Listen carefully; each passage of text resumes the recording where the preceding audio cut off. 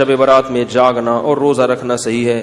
15 شعبان کا روزہ کسی صحیح حدیث سے ثابت بولو بھائی نہیں. صرف جمہور کے نزدیک عبادت ہے 15 شعبان کی, اس کے علاوہ باقی کوئی بھی چیز. میرا اس پر بہت ڈیٹیل میں بیان ہے, یوٹیوب پہ سرچ کریں وہ بیان آ جائے گا. میسج ٹی وی والوں نے ایک انٹرویو لیا تھا اس پہ, اس میں نے دلائل سے ثابت کیا ہے, پوری مدلل بحث کی ہے کہ نہ اس رات میں قبرستان جانا چاہیے, نہ اس رات میں حلوے پکانے چاہیے, نہ اس رات میں الگ سے کوئی نہانا دھونا چاہیے, نہ اگلے دن کا روزہ رکھنا سنت ہے, نہ پٹاخوں کی کوئی حیثیت ہے. سمجھ رہے ہو؟ اب مجھے پتا ہے جو گالیاں آنے والی ہیں یوٹیوب پہ, چلو کوئی بات نہیں, اس کو بھی انجوائے کرتے ہیں.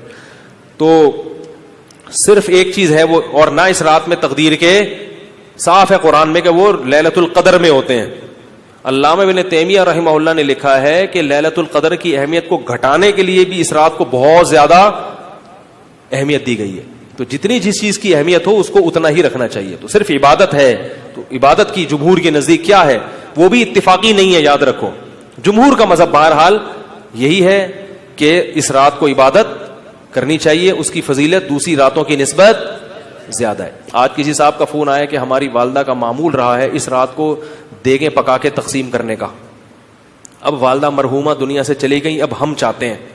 میں نے کہا نہیں پکائیں. کہہ رہے کیا دیگ پکانے میں لوگوں کو, غریبوں کو کھانے کھلانے میں کیا حرج ہے, اس میں کون سی پابندی ہے؟ میں نے کہا پھر آج کھلا دیں, کل کھلا دیں, کیا خیال ہے؟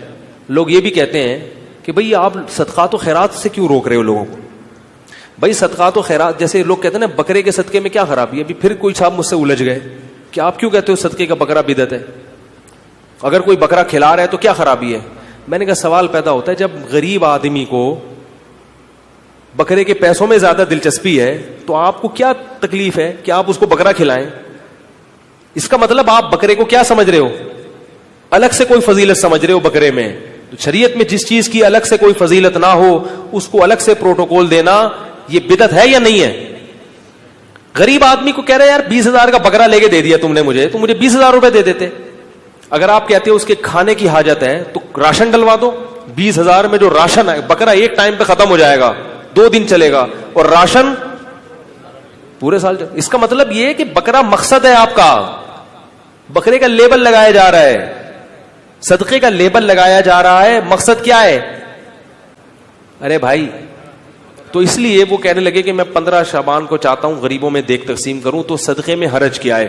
میں نے کہا بالکل کوئی حرج نہیں ہے, لہذا کل دیگ آپ تقسیم کر دیں. اگر آج لیٹ ہو گئے تو کل کر دیں. کہہ رہے نہیں کل نہیں, میں 15 کو کروں گا.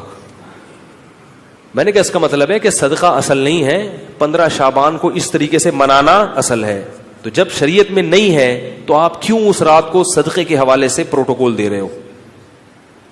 جب نہیں ہے اس میں, کسی صحابی نے نہیں یہ کام کیا اس رات کو دیگیں پکائی ہوں یا نہائے دھوئے ہوں یا کھانا کھلایا لوگوں کو. جو کام کرنے کا آؤ چپکے سے مسجد میں کسی کونے میں کھڑے ہو کر عبادت کرو یا اپنے گھر میں جا کے.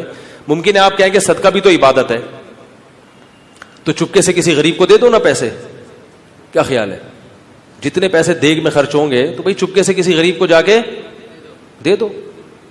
تو تہواروں میں کھلایا پلایا جاتا ہے. میں نے کہا عید کے دن کھلائیں, آپ لوگوں کو تہوار ہے, بقرعید میں کھلائیں, صحیح ہے نا, افطاری میں لوگوں کو کھلائیں, یہ کھلانے کا موقع ہے.